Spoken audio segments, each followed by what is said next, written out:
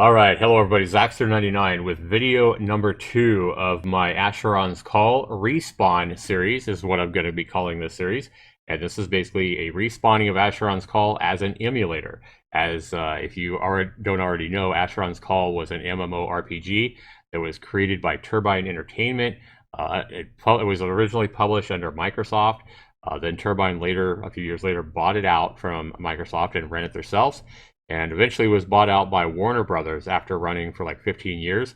Warner Brothers ended up shutting down Asheron's Call forever in January of 2017. I have videos covering that, covering my grief and sadness of Asheron's Call being shut down, as well as many other devoted fans. You can definitely check those out. I'll have links to some of those down below in the description. But in the first video, guys, I showed you guys how to install the Asheron's Call emulator, which has basically hundreds and hundreds, probably thousands of hours worth of work put into it to recreate Asheron's Call as it was originally played on the official servers as an emulator that you guys can play completely free. So in this series, we're going to go ahead or in this video, we're going to show you guys how to create a character, how to go ahead and level up your first few levels and get your character started in the world of Directx. Now, as you see, I went to the, I created an account on the ReefCool server, which allows you basically unlimited accounts. And that is what the problem we're having is that on this screen, on this character creation or login screen, it will time out. And I'm relaunching it right now. That's why you guys see a black screen, but I've hit relaunch from my Thorg launcher, which you guys can see in the first video, how you set everything up. If you haven't seen that, if you haven't set up an account yet, definitely go back and watch my first video. All right, so we're going to go ahead and create a character quickly here, guys. I'm going to create a mage, and we're going to go ahead and go here. And now when Asheron's Call first came out, you only had 3 races. All these other races I really don't have a lot of experience with. I pretty much stuck with the original 3 races. And for a mage, we're definitely going to choose the Gerudium race, just because they gain mastery in staff and magic spells.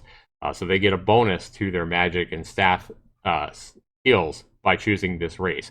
So that's why if you're creating a mage, you'll want to go with this one.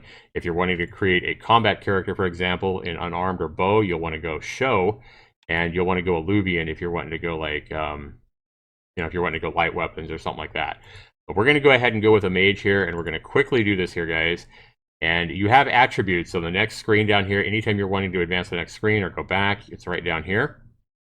On this screen, which is your attribute setting screen, you can choose a like kind of a default build here, which I'd probably recommend if you are new to the game, because you can realign these later on with quests. But we're going to go ahead and go into a war mage. That's what we want to do. We want to basically kill mobs and enemies with war magic. Magic is extremely powerful in Asheron's Call. Now, some people would argue that, oh, you need to do custom and basically set all of your attributes up yourself so you have total control. But a war mage is essentially going to do what we want, because it's going to maximize our focus and self attributes, which is basically what all your magic schools are composed of. A lot of the magic schools are focus plus self divided by 4, for example, to determine what your skill in that particular skill is. So for a mage, any kind of a magic user that's going to primarily use magic, you want to maximize focus and self. And here we have some strength. This default setting here for War Mage gives us some pretty good strength, so we can carry some items, which is what we want, so we can protect ourselves with armor, etc. Endurance is basically our overall health and stamina. We're definitely going to want a little bit of that. And we don't want to be minimized on quickness, or we're going to be just slow as hell. So I kind of like these settings here, 50, 40, 10, quickness set at 30, so we can just have a little bit of speed, which we can buff later on with our magic, and then focus and self. These are the important ones. You definitely want any mage to have 100 in both focus and self. We're going to go ahead and continue on here, guys. This one is also giving us exactly what we want. War magic and mana conversion are specialized here. And you start with like 52 skill credits, I do believe, if you don't choose one of these classes. If you go custom, you're going to have 52 skill credits that you can use here.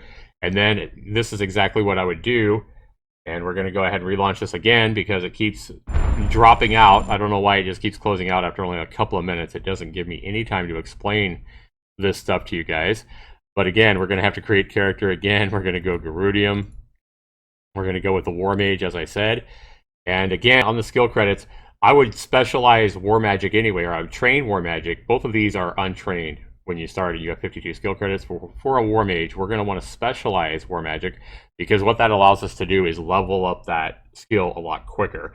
So as you use skills, and your skills will go up, but also the experience you earn can be used to pump up your skills. And you'll see that in this very video. As we start leveling and earning experience, we'll use that experience to level up both our attributes. You can use experience to increase your attributes and increase your specific skills as well. Okay, so we'll show you guys how that works. But we also want mana conversion specialized as well, because this is going to basically mean that we use a lot less mana when we cast the spells. So we're not always out of mana. Very, very important if you're going to be using magic all the time to at least train mana conversion, if not specialize it. And specializing it is exactly what I want to do.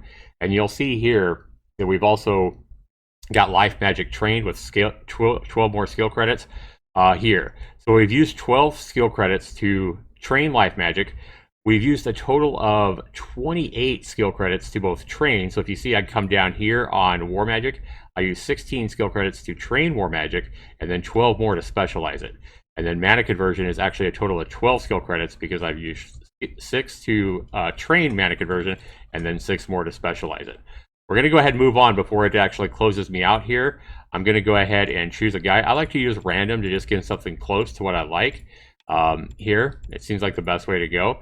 And we're just going to go with, it's going to close me out if I don't hurry here, guys. And it really doesn't matter what I look like, to be honest. So I'm just going to go ahead and go with that. Maybe make my hair a little bit darker.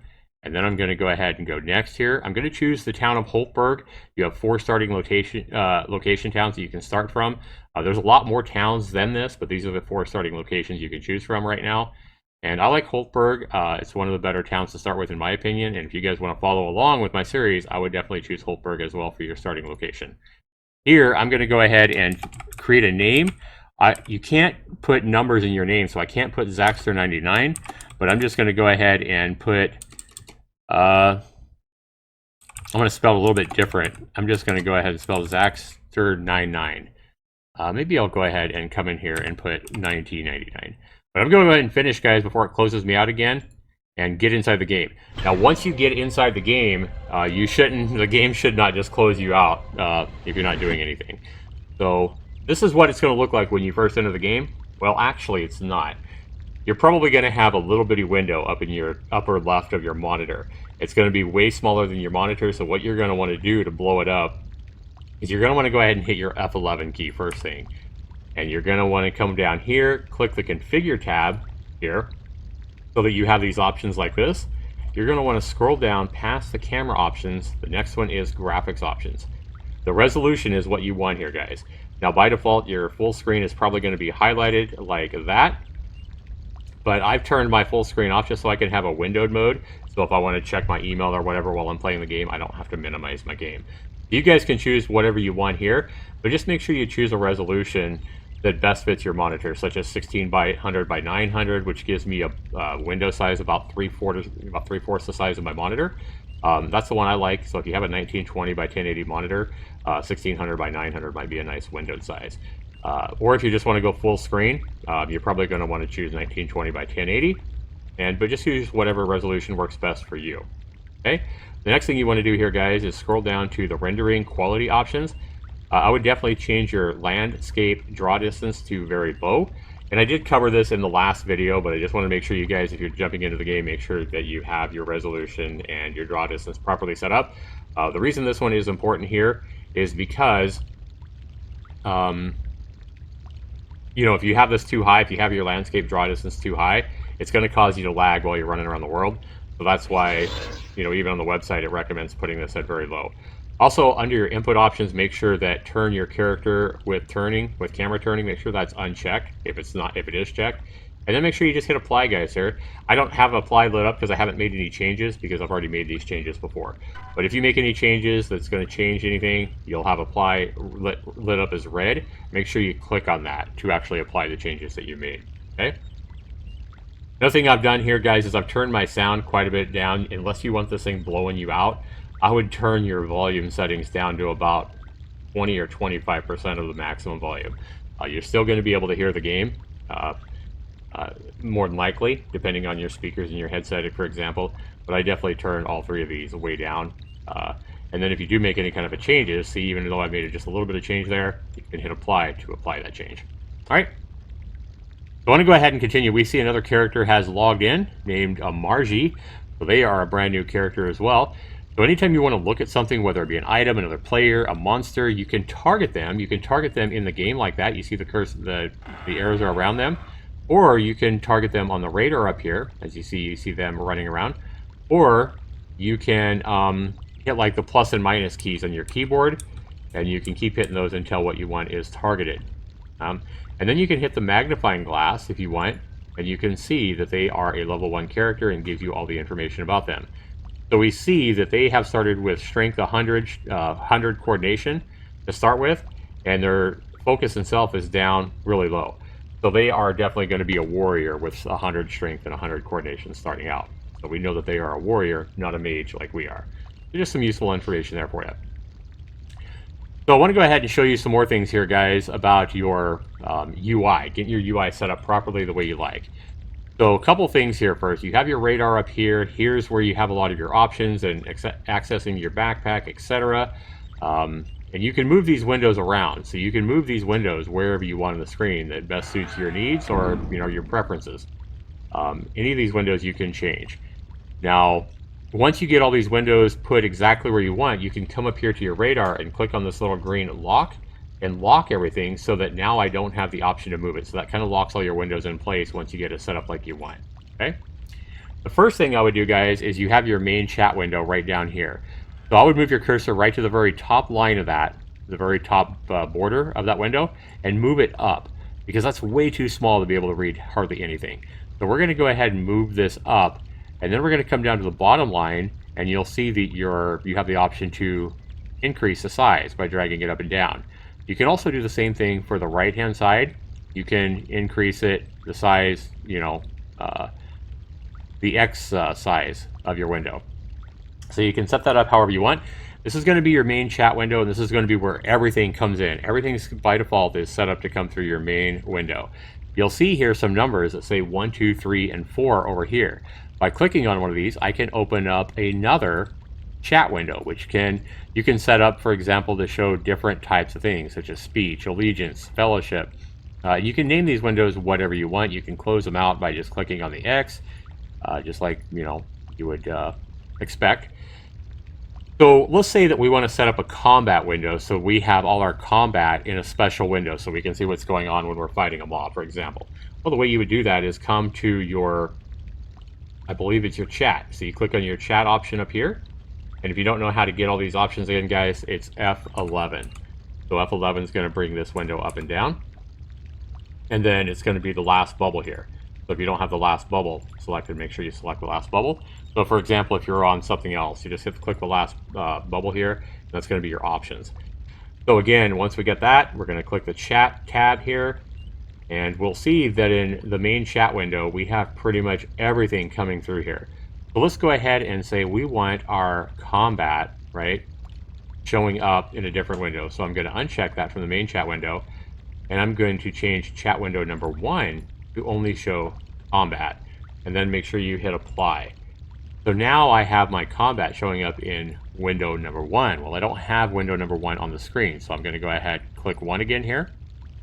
And now I have that here, right? Okay. So I don't know if you can change the name of this window. Main chat window. Yeah, I don't think you can change the name of the window.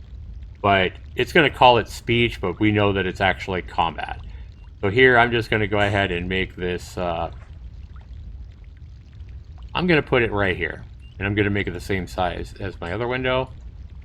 And now we have a combat window that's separate from everything else. Okay, so you can set these up over time. You'll gain experience on how you want everything set up. You'll probably end up playing with this thing multiple times to get it exactly as you want. But for right now, I'm basically showing you how this works. All right. So character, if you come over to character here, guys, one thing I would definitely do if I were you, you can leave your vitals here shown like this. But one thing I like to do is do a side-by-side vitals and turn that on. And then I have it more in a, you know, long ways. And then if you want, you can move that wherever you want again, or you can expand it, okay? So if you want the number showing on it again, all you have to do, guys, is just click it. So you click, as you click left click it, you turn those numbers on and off. So I'm just going to go ahead and leave this like this. Make sure I turn the numbers on because I like seeing the actual, how much health I have, how much stamina I have, and how much mana I have. Now another thing you're going to see over here, guys, with this emulator, is you're going to see your decal window, which is right here. So you can minimize that, or you can, like, if you click that, it'll show up different places, as you see. But what you want to do is click on this little underlined box here. Get it out of the way right now, because you do have a window that's going to be pretty important to you right here. So what I would do is I would, oops, not that. I would take this, and I like dragging this. You can put these things wherever you want. But again, I am going to, right here, you have to move your radar, you have to come to where it shows the game cursor. So I move my radar down a little bit. I like putting this up in the upper right hand corner. Again, you guys can set this stuff up however you want. Okay, but this is pretty important because it shows how good of a connection you have right here. And then you can see, you can simply click on this to see any spells, beneficial spells that are cast on you, debuff spells that are cast on you, and it'll show up down here in this window when you click on that. This one here is important right here because it shows your backpack. It shows if you're overburdened. So if you're trying to carry more weight than you can carry, you'll see this yellow backpack light up. So there's some pretty important information that show up here, and that's why I like to be able to put this in a visible spot so I can see it. Now, if you want to move this back the way it was, you can certainly do that. Okay. So once I got everything set up the way I like, I probably will move this as well and move this up a little bit, just so that when I expand it for like my backpack, it'll be a little bit bigger. Once I get this exactly the way I want, I'm going to go ahead and lock all that in. Okay, so that way now I can't accidentally move. Okay. So this first one here, this first dove here, guys, is your combat on and off status. So you can go into war mode or you can go into peace mode, as they call it. Basically, it's your ability, you know, you're going into a ready position for combat. And you can either click this here to go in and out of combat, or you can hit the little squiggly line, which is usually to the left of your, I don't know what it's called, but it's to the left of my 1 key. And you can actually see the key if you go back into your options and you go to configure keyboard, you go into your combat stats, and you can set up your keys however you want as well here by going into configure keyboard. But by default, the toggle combat mode is that little dash, and it has a little squiggly line by it on most keyboards as well. So that's why when I'm clicking when I click that key, it takes me in and out of combat, okay? Now, by default, guys, most weapons, you're probably going to want the speed set really low, because speed is what kills. So you see here, speed versus power. In most situations, you're going to drain a lot of stamina as well by going really powerful, I do believe.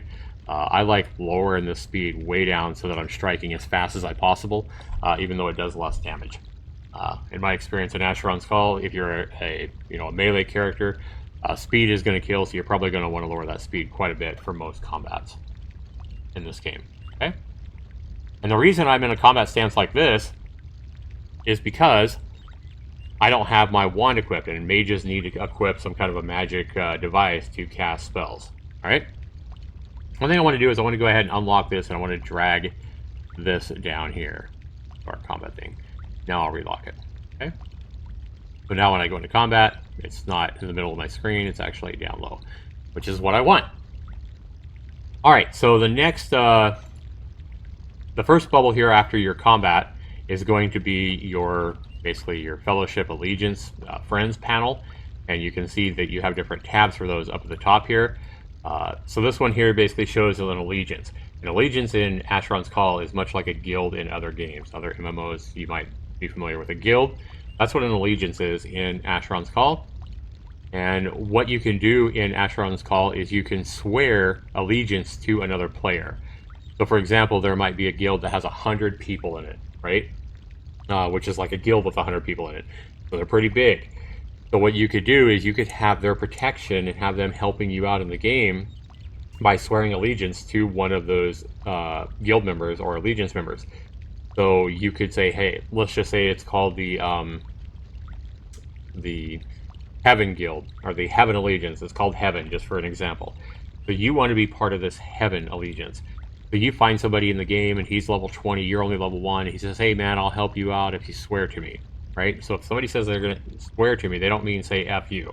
If they say swear to me, they basically mean they want you to swear allegiance to them. So what you would do is target them, and then once you get them targeted, this swear button will light up, and you'll be able to swear allegiance to that person. You'll see yourself kneel in front of them. Basically, you'll get on your knees right in front of them. Avoid the perversion thoughts, guys, and you'll swear allegiance to that person, and you will become their vassal. And by doing that, they will gain a percentage of the experience you earn in the game. Even if they're offline, they will gain a percentage of the experience you earn in the game, and help them level up and everything like that. And then some of that experience that you pass on to them, if they're sworn to somebody else, a little bit of that experience will move through them up to the next person that they're sworn to.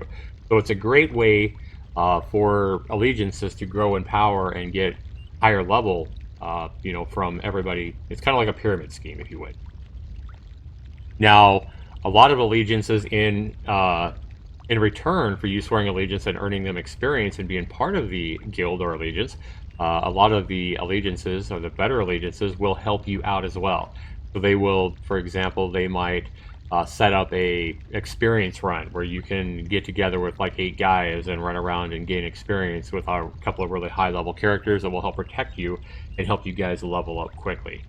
Things like that are something that allegiances will do. They will, try to protect you or answer your questions. If you have a question about a specific quest, or if you have any problems with the game, a lot of times having an allegiance is very helpful in Asheron's Call, so they can kind of help you out.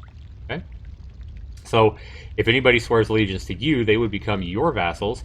And right here, it would show you, so let's say you had 3 vassals, it would show all 3 of their names, and then it would show you how much experience they've earned you since they've sworn allegiance to you.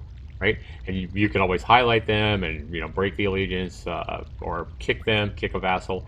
You highlight them, kick will become an option for you to kick them. Let's say that they logged on 3 weeks ago and they haven't earned you any experience since they sworn to you. Like, yeah, you're just a waste, so you can kick them. All right, that's kind of how that works. Fellowship. Fellowship is just like a group in other MMOs. So basically, you see another player doing the same quest you're doing, and you want to kind of group up with them, work together, maybe earn some extra bonus experience by grouping up and helping each other out. That's what a fellowship is. You and a friend decide to play this game together. You get a friend to play Asheron's Call with you on the simulator completely free. Gonna have a good time. You're probably going to stick together, do some of these quests together, and get an experience bonus by doing that. You could create a fellowship. Just one of you needs to create a fellowship. You would put the name here, and then target them and click create fellowship, and then both of you would be in this group. And what will happen too is when you create this fellowship, by clicking on this fellowship tab, you'll see the people that are in your group or your fellowship, and you'll see their health, stamina, so you'll see their vitals. You'll see how, basically how much health they have left, so it can help you help them if they start running low on health or whatever. Maybe you can take the aggro that they're taking or whatever, or heal them if you have a healing skill or spell. So definitely an advantage. But not only that, in a fellowship, let's say that 2 of you are in a fellowship, rather than just the experience being 50-50, you'll both get 75% experience. So if that means that if I kill a mob, I would get only 75%. Let's say I kill a mob all by myself while in a fellowship. Now, normally if I was by myself, I would get 100% of that experience. But I will still get 75% experience for killing that mob that I would normally get, and my fellow member of the group or the other person in the fellowship would get 75% experience. Maybe he's away from keyboard, so you're going to help him while he's away from keyboard for a minute, and vice versa. So yeah, what comes around goes around. So you work together. Maybe you have to go away from keyboard and get a cup of coffee or use the restroom or whatever, and he's fighting a whole bunch of mobs, and you come back and you've leveled up from the experience that he's earned while you're AFK. That doesn't happen if you're playing solo. So a great way to help each other out and get that bonus experience. Again, instead of 50-50 in a 2-person fellowship, it would be 75-75. And that can definitely help big time, especially when you're doing quests and turning in those quests, because both of you get a huge portion of that, that experience, that quest experience when you finish those quests. So a great way there to earn extra experience and have fun together. Create a fellowship.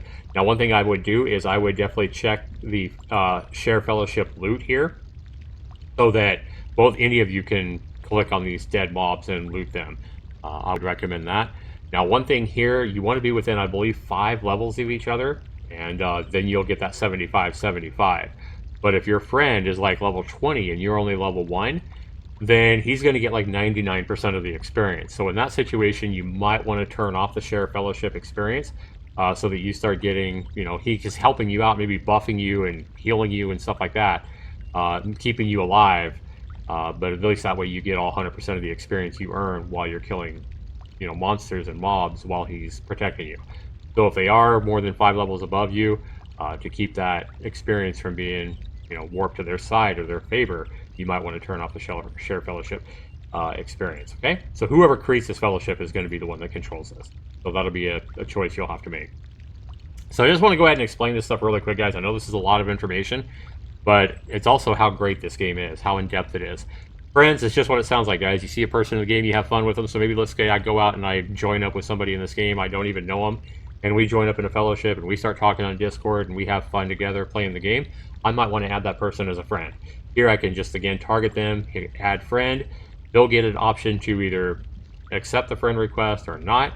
If they accept the friend request, then we're friends in the game, and then I can always come here and see if they're online and send them messages and stuff like that.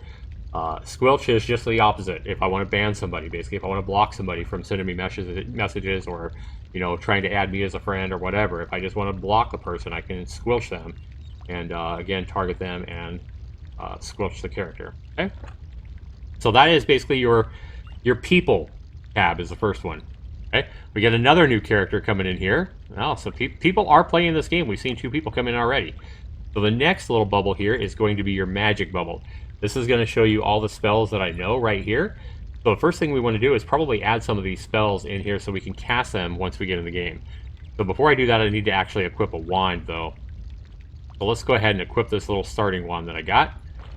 All right, then I'm going to go ahead. You have to have a weapon equipped to actually do, you know, put these spells on. So we're going to come back here to my spells, and I'm going to go ahead and let's just do it in alphabetical order. But let's go ahead and put this armor self first so I can buff myself. And then I'm going to go ahead and do acid. That's an acid streak, a flame bolt. Now these are all level 1 spells that you'll get. And you only get these spells if you've trained War Magic, guys. So if you're trying to add these spells and you haven't trained War Magic, that's why you won't see these spells here. Okay? So there's 7 different types of magic in Asheron's Call. These are important to know. You have acid, you have fire, you have force, which is basically piercing damage. Okay? And then you have frost, which is cold damage. You have lightning, which is electrical damage. You have shockwave, which is basically a blunt or impact damage. So basically imagine a sledgehammer, for example. Where like the force bolt here is piercing damage. So that would be like a ice pick, for example, where you're flashing an ice pick at him or something, or a spear would be a good example of piercing damage. Where like force bolt blunt damage is like, you know, sledgehammer or something. And then you have whirling blade, which is slashing damage. So here's your sword. You're swinging with a sword. That's slashing damage. So those are your 7 types of elemental damage. And different monsters and creatures in the game are going to be usually weak to 1 or 2 types of this damage. And they're going to be really strong against others. So for example, a water golem, for example, a golem made out of water, may be very strong against frost damage, for example, but they may be very weak versus fire. Okay, and then a fire golem would be kind of the opposite. A fire golem is probably going to be very weak against frost damage, but they're going to be strong against your flame bolts or your fire spell. Okay, so that's kind of how that works. So here I'm also going to put in, I should have a heal self. Yes, I have a heal self, so I'm going to put that heal self right over here by my armor.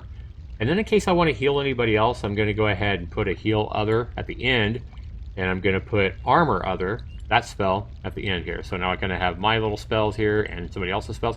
Now you have 7 different tabs for your spells, so you're going to organize these differently as you start learning more and more spells. Pretty soon you're going to have learned probably hundreds of spells in the game. And most of those spells are going to be buff spells to buff other players or buff yourself. There's also debuffs as well, but the amount of magic spells that you can learn because there's 8 different levels of spells as well. It's a lot, guys. It can seem overwhelming at the start.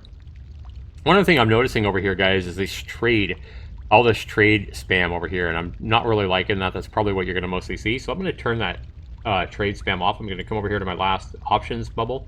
I'm going to click on the chat, and I'm going to come over here, and I'm going to turn this trade off of my main combat window. I'm going to make sure I hit apply, and now I won't see any of that trade spam anymore. I'm not interested in that right now, and it's just kind of clogging up my chat window. Okay, so now we know our second bubble, our magic bubble, is all our spells. We can always just click on any of them, right click on any of them to see exactly how much damage it does, the components it needs to use it, and then over here we also see how many components we own in our backpack.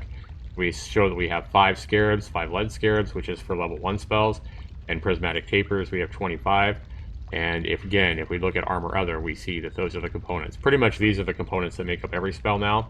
It used to be back in the old day that you used to have like 6 or 7 different components, but they simplified that a few years after the launch and made basically you have 7 or 8 different types of scarabs that you have to use, and the type of scarab represents what level of spell it is. So for like a level 2 fire spell, for example, would require an iron scarab, not a lead scarab. And again, it would take prismatic tapers.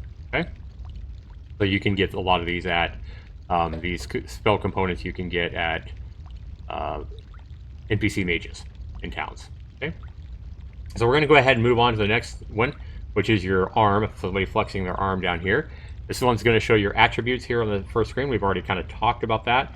All your skills, remember, all your skills are made up of a combination of these attributes.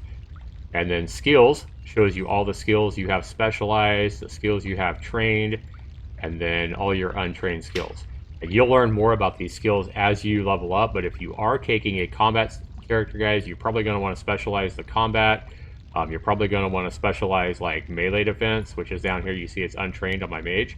And then you're probably also going to want at least trained, if not specialized, healing. And this allows you to heal with healing kits.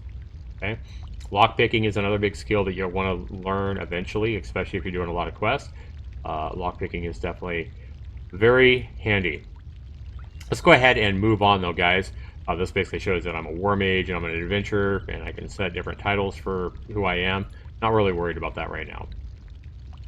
Come to the next bubble here, and this is basically you're showing your quests and contracts that you have. It's basically your journal page, so you can kind of see where your quests are at, etc. Next one here, guys, is going to be an overall map of the world of Directx, which is Directx is the name of the world that you're on in Asheron's Call. And if you have a house, it'll show you information about your house and where it's at, etc. And then we already know this last one here, guys, is our options, gameplay options, where we can set up all our options. We've already messed around with that. And then we do have our backpack right down here, and we can see all the stuff we have in our inventory, all the stuff we're wearing. One thing that's kind of handy here is if you click this slots button right here, it'll basically show you your different item slots. So you can see that what slots these are. These are like your shoulders, for example. This is your upper arms. This is your lower arms. This is your waist, basically, your torso, your head, and then your thighs and your lower legs. So your upper legs and lower legs, and then your feet. So it's kind of handy because you're going to get a lot of different types of armor that only cover up, like, so one piece of armor might cover your legs, your upper legs, lower legs, and your feet, where another type of armor might cover all 3 of those plus your waist as well. So different types of armor cover up different pieces of your body, and they're all different. You're going to find all kinds of different loot, and sometimes being able to click on that slots will help you, determine what kind of armor you need to wear. Or what kind of, a lot of times it'll show you what you have unprotected. As you see right now, I really don't have any kind of protection except for these boots on my feet. Even though I have clothing on, it doesn't offer me any protection. Okay. All right, so the next thing I want to show you guys real quick here before we move on to getting on with the game is if you have a number pad on your keyboard, you can control your camera with that. So make sure your num lock is on, right? And then you can use the 4 and the 6 key on your number pad to rotate your camera around your character so you can get a different perspective or view of yourself and your combat in the world, for example. And then 8 and 2 are going to move the camera up and down. Okay? 7, 9, 1, and 3 in the corners don't do anything. It's basically your 4, 6, 4 and 6 to rotate left and right, and your 8 and 2 to go up and down and rotate. 5 is going to give you an overhead view just like that right above my character. And then if I'm fighting something, I'll just be able to see a pretty close view of me fighting it from an overhead view. So then if you want to reset your camera, you just can hit the 0 button on your number pad and it'll reset the camera to behind you. Hitting the plus and minus keys will zoom your camera in and out. So that'll actually allow me to see it's kind of backwards though. The plus actually increases the distance and minus decreases the distance the camera is from you. So minus and plus basically zoom in and out. And then if you hit the enter key on your number pad, it will give you a further away. So if I wasn't in this building, the camera would be way zoomed out. So to give you a big time, like a blimp, basically like a blimp view of yourself. So again, hit the 0 to go back to the default view, and that's kind of one way you can control the camera. So the first thing we're going to do here, guys, is we're going to come up to this guy here, this NPC, and we're going to double click him. Society Greeter tells you, "Hello and welcome to Directx. No time to chat.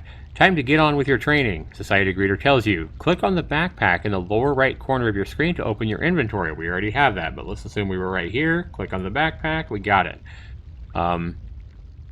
Click on the blue calling stone and drag it to me. So we're going to find the blue calling stone, which is right there. Don't worry if you drag something wrong to him. He's not going to accept it. He'll just give it right back to you. We're going to take it and we're going to drag it and we're going to just drop it right on it. Let's put it right on his nose. Oh. Okay, so he tells you, "Excellent. Your backpack contains all of your items in your inventory. You'll notice that your backpack contains multiple bags. Over time, you can pick up more bags, thereby increasing the number of items you can carry." He's talking about right over here. Anytime you learn a school of magic, one of your backpack slots will be filled with the foci for that school, so it'll limit how many bags you can carry.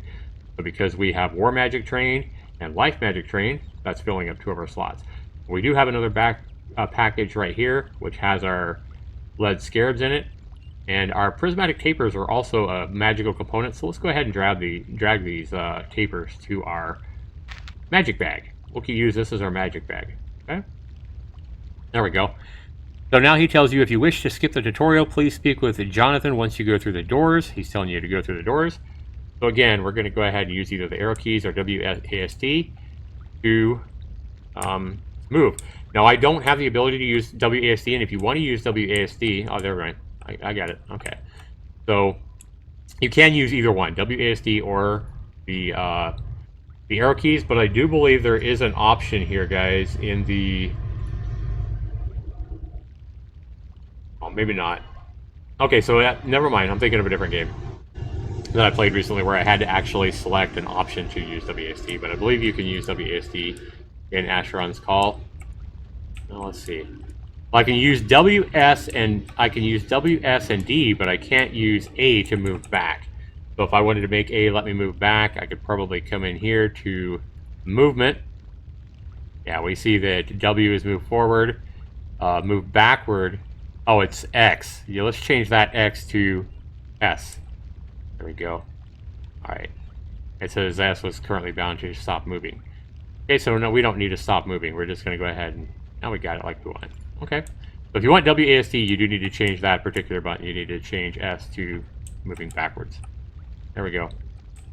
We're good to go now, guys. I know this is kind of lengthy, this video here, guys, but we are going to get through here. And hopefully you're learning something about Asheron's Call. And again, this whole video is targeted more to people that have never played Asheron's Call before, so I can explain some of the more important things. Now, if you want to do this tutorial and you want to learn how to fight mobs and stuff like that, you can click on this guy and proceed through the doors and complete the tutorial. But I'm going to show you guys kind of how to do this, and you don't have to worry about proceeding through this pretty unexciting tutorial. And if you want to come over and talk to Jonathan here in the blue robe, you can get the hell out of here. So just double click on him. He'll turn to you and he'll give you this white gem, this Academy exit token. Just simply drag it right back to him with your left mouse button. And he'll go ahead and give you all the items and experience you would have gotten by doing that tutorial. So you don't miss out on anything by skipping the tutorial. All right?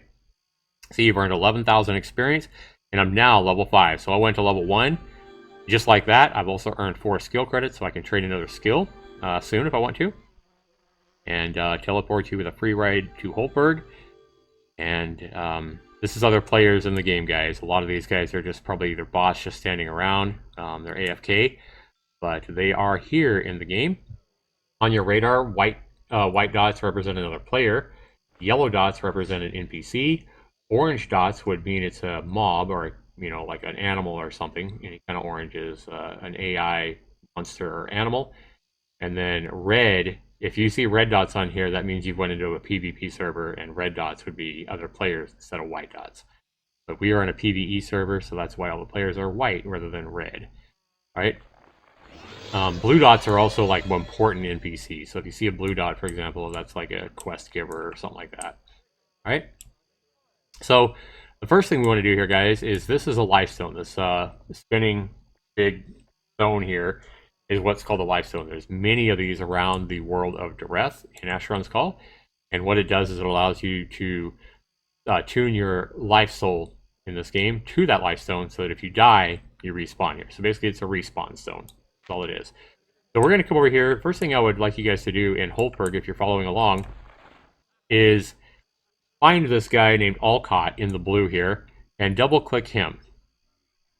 And he's going to tell you the same thing. This blue crystal next to me is a life stone. He tells you the same thing I just did. He said you can attune to it, and he's going to tell you how to work it, and he's going to go ahead and give you 7,000 more experience, and now I'm level 6. And if I want to see what level I am, I can, you know, just click on my little arm here, and I can see that I'm now level 6. I see how much experience I need to get up to the next level, and how much total experience I have. I also see something important down here, how many skill credits I now have, and how much unassigned experience that I can use to either increase my attributes or my skills. So for example, you remember that most of our skills were made up of focus and self. I could only set them at 100 in this creation, character creation, but now I can increase those even more. These skills are going to be super important for a mage to increase, not these skills, but these attributes. So if I want to increase myself, for example, right? And if you hover your cursor over it, it tells you measures your character's willpower. So I want to go ahead and increase that. So to increase that by 1, it's 110 experience. I can either click this arrow right here to increase it by 1 for 110, or I can click this plus 10 to quickly increase myself. So I'm going to go ahead and click plus 10. It's probably going to take like 6,000 of my experience or something, or 1,000 or something. I don't even know. So let's click plus 10 and find out. About 3,000, about 3 or 4,000. So it cost me about 4,000 experience to increase myself to 110. Now I'm going to go ahead and increase my focus by that as well, plus 10. Now you can also increase these individually, such as that, and you see they go up every time you increase your attribute. The next time you do it, it costs more, for example, right? So we're going to go ahead and increase our focus as well. I mean, ourself up to 115 as well. You see we've used up most of our experience, but we have now increased our focus and our self from 100 to 115. And that has actually helped increase all these magical skills such as mana conversion, war magic, life magic, etc. that are made up of those two attributes. All right? So that's how you increase your experience. Now you can also increase spells, or not spells, but skills separately. So you, instead of increasing my attributes, which affect a lot of different skills, I can specialize a skill. I can click on war magic, for example, and I can see that I can increase that by... So the first time I increase war magic, see how it only costs 23 points to increase it? Now look, we haven't used any magic yet. So if life magic was specialized as well, like we wouldn't have enough skill points, I think, to specialize both. But if life magic was specialized as well, it would also cost only 23 experience points to increase it. But because it's only trained, if I click on it, you see that it costs 178 to experience. That's a big difference. 23 experience to increase our war magic because it's specialized, and life magic costs 178 experience. That's a huge difference, guys, and that's why specializing, you know, important skills is going to be very important. You know, how you set up your character is going to be very, very important on how strong you are in those skills. You know, the interesting thing is you can't specialize everything. You know, you can only be so good at you know, so many things. So I'm going to go ahead and increase my life a little bit. Let's go ahead and increase our war by 10, and even some more here as well. Maybe increase our mana conversion a little bit as much as we can here. Use up all our experience. And so we've just improved ourselves by using the 18,000 experience we had from skipping the tutorial, basically, and talking to Alcott here. So he told us we can set our soul through this lifestone. Let's go ahead and do that. Double click the lifestone. And now if we die, we will respawn right here at this very spot. All right? So the next thing I want you guys to do, you're already level 6, is I want you guys to come over here to this dude here. And this is Path Warden Thorolf. We're going to go ahead and double click him. And he will tell you you may want to visit the Buckminster in the tavern. He will help you with your way into Reth. However, if you just want to jump right in, go ahead and hand me the Path Warden token from your backpack. Let's go ahead and do that. Let's skip that other option we had. Let's go ahead and drag this Path Warden token. It's a yellow coin that says PW on it. Drag that out of your pack and drag it to this dude. And he's going to tell you, welcome to Dureth. He's going to give you a key, and he's going to give you another 12,500 experience, just like that. And now, we are already level 7. So he's also going to give you another item here, guys. He's going to give you a Path Warden supply key. So if you come over here, and you double-click this chest to try to open it, you'll see that it's locked. It tells you that the chest is locked here. Again, I don't know why our... I don't know why that reset. I thought I set that up to that character. It's right here. Side-by-side vitals. There we go. That's what I want. I don't know how that got unchecked, but we're going to go ahead. Maybe I didn't apply it. I don't know. So anyway, we're going to go ahead. We see this chest is locked, and that's another reason I wanted to make that side-by-side so that I can see some of these messages that come up in the game. So because this chest is locked, I'm going to go ahead and double-click this key he gave me. And then I will target the chest. You heard it unlock, but it'll tell you down here that the key's used up and the chest has been unlocked. Now, I can open this chest, and I can get these items out of here. I'm going to go ahead and retrieve. Make sure you retrieve all the items, even if you think it's something you can't use. And I'll show you why here in just a second. So now that we have all those items out of the chest, we're going to find out which ones are most beneficial to us. If you're a warrior or a melee character that has like 100 strength, you're probably going to want to go ahead and equip all this Path Warden armor to start off with, okay, until you find better armor as loot. The good thing about these items as well, if you right-click on them, you'll see that these items are, I believe they are, yeah, they're attuned and bonded to you, so you can't lose them on death. So some of the items in the game that you'll get, the high-value items, especially if you die, you'll drop them on your corpse when you die. And then you'll have to make a corpse run, as they call it, and go and try to retrieve those items back. But these items here are pretty valuable because they're bonded to you and attuned to you, so you can never lose this armor. Alright, but since I'm a mage, this armor is really expensive. If you see, I click on this stuff, you see burden 900. And you see that the helm has a burden of 600. And because of my strength, even though we started with like 50 strength or whatever, I'm already overburdened. And what this burden, 122%, you see the yellow right here, it's going to cause me to move slower. It's going to cause me that when I do run, I'll use stamina quicker, and I just won't be able to move as fast. And pretty soon, if you get too much of a burden, you won't even be able to move at all. Okay? So I don't really want all this heavy armor as a mage. What I do want is this lightweight Path Warden robe. And you see that it only has a burden of 200, and you can see that it covers my head, my chest, my abdomen. So any of these pieces of armor tells you what they cover. So for example, these gauntlets only cover your hands. This helmet only covers your head. But this robe covers my head, chest, abdomen, upper arms, upper legs, lower legs, and feet. So I definitely want that. So let's go ahead and drag this robe up to my person, but I see that it's blocking me. I have a, a red 0, like a no, you can't put that on. So if I just go ahead and drop it on myself, it'll say you must first remove your leather boots to wear that. Oh yeah, okay, because this robe covers my feet, so I don't need these boots on.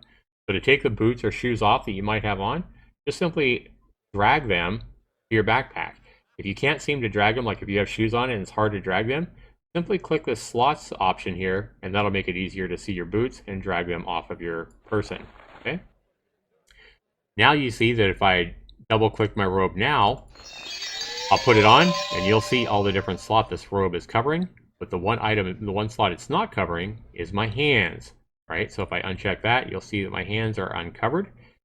So I might want to go ahead and keep these gauntlets. So let's go ahead and move the gauntlets to give me some protection over my hands, because enemy mobs can hit you anywhere in a random part of your body. So they may kick you or hit you in your hands, and if you don't have any kind of protection over your hands, it's going to cause you to take a lot more damage. So putting any kind of protection, make sure that all these slots are covered up with some kind of armor is pretty important in Asheron's Call. Now these other pieces of armor that I don't want that's causing this burden to be really high, I just want to go ahead and get rid of those. I don't want them. I'm probably mostly as a mage going to be covered in a robe. So I'm going to go ahead and hand these items that I don't want back to this path warden. So just simply drag these items right back. And in exchange, he's going to give me valuable pieces of loot that don't weigh nearly as much, that might be more useful to me.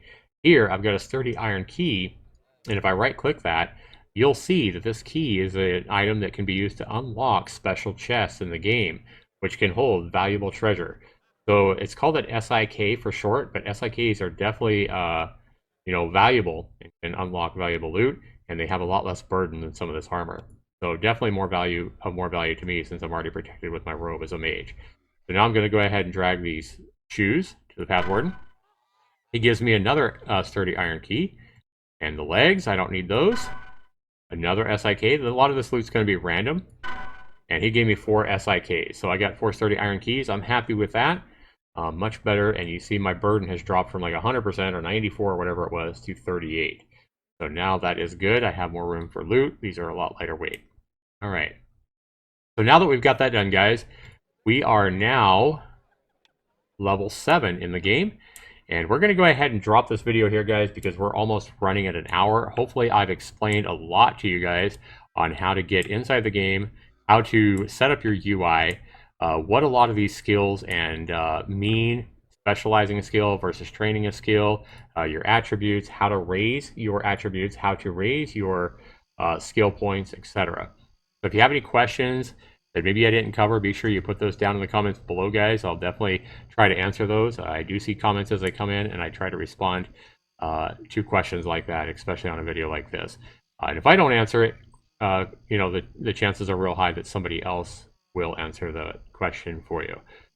So be sure you comment down below. Let me know if this video has helped you understand how to get inside the world of Asheron's Call, how to create a character, how to get started, and the first few tasks you have to do or that you can do to increase your level from level 1 to level 7 very easily. Once you understand all this, guys, you could actually level up from level 1 to level 7, and I think I've done it before in like a minute. So to actually go through that tutorial process, talk to that Jonathan character that allowed me to go right into the world, and then talk to the Alcoft here by the Lifestone, and then come over here and talk to the Path Warden who gives you experience. All that takes like a minute. So you can go from level 1 to level 7 in like a minute. So that's just something to know. So it's really quick leveling up at the beginning, as long as you know what to do. And that's hopefully what this video has helped you, and also helped you understand some of the basics of the Asheron's Call interface and UI. So again, be sure you let me know, guys, if this video has helped you out. I am making this video to hopefully help out new players to Asheron's Call. And in video number 3, respawning in Asheron's Call, we're going to go ahead and show you guys how to quickly get more experience and level up to like level 12 or 13. And we're going to do our first quest in that video. So be sure you like my video, guys. Be sure you subscribe if you're not yet subscribed. And if you haven't yet started an account on the emulator, my first video, guys, shows you exactly how to set up your emulator so you can get inside this game and play it yourself completely free. Thanks so much for watching, everybody. This has been Zaxtorian. We'll see you in the next video. Take care, everybody.